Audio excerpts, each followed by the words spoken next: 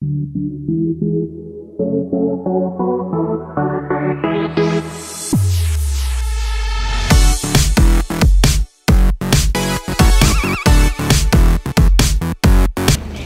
selamat sore teman-teman semua.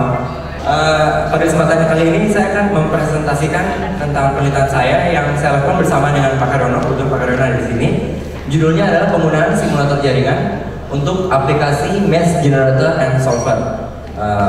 Mungkin bagi kalian yang udah pernah mungkin melihat video saya. Untuk bagian belum, saya jelaskan lagi. Mesh itu mainan yang sering kita mainin di komputer atau di majalah. Biasanya ada yang labirin jalan bikin apa ya namanya? Labirin dari suatu titik ke titik tujuan. Jadi kita harus memilih jalan mana yang dipilih untuk mencapai tujuan dengan cepat. Latar belakang mengapa saya bisa masuk ke dalam penelitian itu, awalnya pada semester 4 itu ada mata kuliah metodologi dan pemodelan dan simulasi itu pada semester 4. Trauma ya. Itu kebetulan dosennya juga Pak Karyono. Teman-teman di sini juga yang ada SK pasti pada tahu gimana keadaan waktu pemodelan simulasi. Kita pada waktu mata kuliah itu kita mengalami kesulitan dalam hal menginstal Omnet di Linux. Itu udah sampai diwanti-wanti sama Pak Karyono sampai berapa minggu ya, 3 minggu mungkin ya. Sampai dibantu itu kalian belum ada yang install gimana? Oh gitu. Nah terus kita untuk tugas akhir mata kuliah itu kita disuruh buat simulasi pakai ada dua sih pilihannya, sebetulnya Omnet sama NS2. Tapi saya lebih memilih Omnet karena Omnet lebih memiliki interface yang lebih baik. Itu latar belakangnya. Pertama kali saya untuk masuk ke dalam penelitian itu. Setelah itu kita pikir-pikir dong, mau topik apa sih, kita mau buat simulasi apa sih yang bagus. Karena nggak ada ide, misalnya idenya itu datangnya dari hal-hal yang tidak dibayangkan ya. Saya tiba-tiba lagi main game Mesh, terus oh gimana ya kalau ini misalkan diimplementasikan ke dalam simulator, bisa aja kan. Terus mulai carilah sumber-sumber coding-codingan untuk merancang algoritma menciptakan Mesh tersebut di dalam simulator jaringan. Nah, sumbernya ini termasuk sangat jarang ya. Di buku di perpus juga dikit yang bahas-bahas tentang, apalagi khusus ke program Omnetnya. Jadi sumbernya pasti dari pertama yang PDF bawaannya software itu, sama dari beberapa codingan dari internet. Itu juga sangat dikit. Jadi pada saat penelitiannya kita tuh ngerjainnya anak-anak SK ya, kita jujur aja. Kita ngerjainnya itu benar-benar 2 minggu sebelum pengumpulan tugas. Jadi benar-benar terburu-buru. Dan pada saat 1 malam sebelum pengumpulan, kita benar-benar niat datang ke kosannya senior anak 2007 untuk minta diajarin gimana caranya supaya beberapa program itu ada fungsi-fungsi yang harus dijalankan. Itu yang kita lakukan. Pada saat pengerjaan, ya seperti saya bilang tadi, kita memiliki kesulitan dalam pengoperasian Omnetnya, dan fungsi-fungsi yang kita buat sendiri itu nggak semuanya ada di internet. Jadi kita harus benar-benar bikin dari awal, terus menentukan berapa probabilitasnya untuk jadi sebuah jaringan. Dan itu nggak mudah ya, agak susah juga untuk nyari-nyari sumber. Kadang-kadang gagal, frustasi, terus ya main-main juga sih. Hasil akhirnya akan menjadi seperti itu. Itu screenshot yang saya ambil dari program aslinya.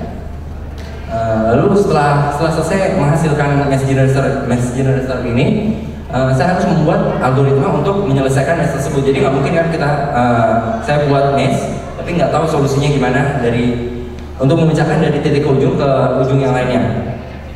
Untuk itu saya harus mencari algoritma lagi, bikin program lagi untuk menyelesaikan algoritma apa yang digunakan supaya pesan yang dari ujung itu bisa dibawa, tidak menemukan jalan buntu hingga mencapai ke titik paling akhir.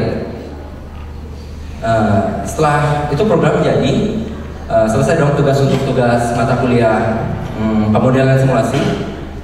Setelah itu Pak Karono mulai nawarin nih, gimana ini kayaknya agak bagus juga nih topiknya, gimana kalau dibawa ke untuk dipublikasikan. Saya pikir sih boleh-boleh aja sih. Saya bilang iya aja, oke. Tapi nggak pernah dikerjain. Udah ditagi-tagi, kapan nih buat ininya, buat tulisannya, kok nggak jadi. Sampai akhirnya Pak Karono sendiri yang bikin poin-poin yang harus saya isi dalam paper. Ya waktu itu mulai semester 5 ke 6 itu baru mulai benar-benar mulai disusun kata-kata apa yang dimasukkan ke dalam paper. Dan kebetulan pada saat itu ada acara KMSI yang mencari paper-paper. Ya udah dikirim aja, nggak ada salahnya dikirim. Coba-coba iseng. Pak Karono udah bilang nggak apa-apa lah, kalau lolos ya syukur, kalau nggak lolos ya nanti dicoba di pencarian publikasi yang lain. Nah pada saat itu ya udah saya buat seadanya dengan program yang saya buat waktu pemodelan itu. Hasilnya sih menurut saya sih secara jujur aja nggak mungkin lolos sih menurut saya. Jadi sampai saking yakinnya nggak bakal lolos, sampai itu program sampai Linuxnya udah saya install dari komputer, udah nggak ada lagi itu, sampai semester 6 itu udah nggak ada lagi Ubuntu di laptop. Jadi karena itu terus tiba-tiba pengumumannya lolos ternyata. Setelah lolos langsung udah panik lagi, aduh gimana ya? Udah tau kan kemarin installnya tuh susah banget. Sekarang harus ngulang lagi kayak gitu. Jadi kayak nightmare juga. Ya akhirnya ternyata ya udah sukses juga di install, terus mulai siapin presentasi buat di Bali, dan begitulah pengalaman saya untuk meneliti. Kira-kira kalian masih bingung nggak tentang program yang saya buat? Bingung banget ya? Nggak tahu apa itu bentuknya kayak gimana, nggak tahu ya? Mau coba demo aja. Ini harus pindah komputer soalnya seperti yang saya bilang tadi, operating system yang digunakan adalah Linux dan yang kita gunakan itu Windows, jadi harus pakai laptop saya sendiri. Jadi untuk berarti program yang saya buat itu tampilannya seperti ini. Jadi gunanya apa sih? Kita kan sering main Mezia atau labirin, dan program saya itu bisa menggenerate labirin dengan bentuk yang beda-beda dengan mengganti seed atau random functionnya. Jadi kita kalau bisa suruh bikin, coba kalian bikin 10x10 labirin, 10x10 kan pasti kita bingung kan, mikir-mikir, oh ini tinggal bikin plug jadi gitu aja. Itu guna pertamanya. Terus yang kedua coba dijalanin. Teman. Ya, untuk yang algoritma yang saya buat adalah untuk memecahkan mesh tersebut. Nah, mesh tersebut kan diimplementasikan ke dalam simulator jaringan. Tujuan awalnya sih sebetulnya untuk menemukan jalur terpendek ya. Jalur terpendek itu shortest path di dunia IT itu udah banyak dibahas.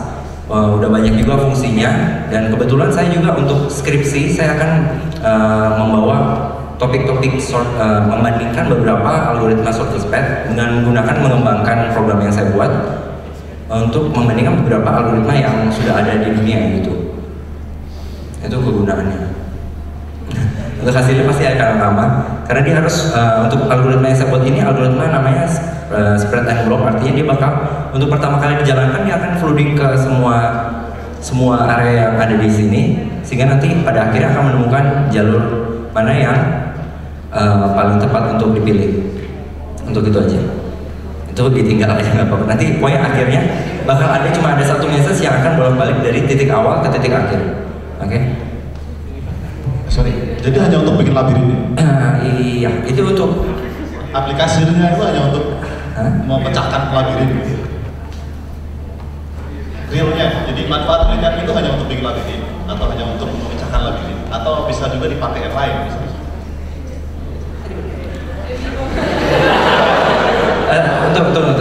Sorry. Untuk yang tugas ini kan memang benar pure saya itu buat tugas untuk membuat labirin, tapi aplikasi lainnya tuh banyak ya, seperti saya tadi udah bilang. Algoritma shortest path yang ditemukan untuk menemukan jalan terpendek itu masih sering dibahas, masih sering dipakai di dunia IT, dan sampai sekarang masih menjadi masalah untuk menemukan bagaimana jalur untuk pendistribusian informasi dan message gitu. Seperti itu mungkin jawabannya. Jaringan. Di jaringan mungkin masih bisa dipakai, masih bisa dikembangkan lagi. Jalan macet gitu? Bisa kalau misalnya. Ini kan algoritma dasar aja. Oh, jadi sebenarnya banyak sekali implementasi atau kontribusi penelitian itu sebenarnya bisa dipakai di banyak hal. Gitu.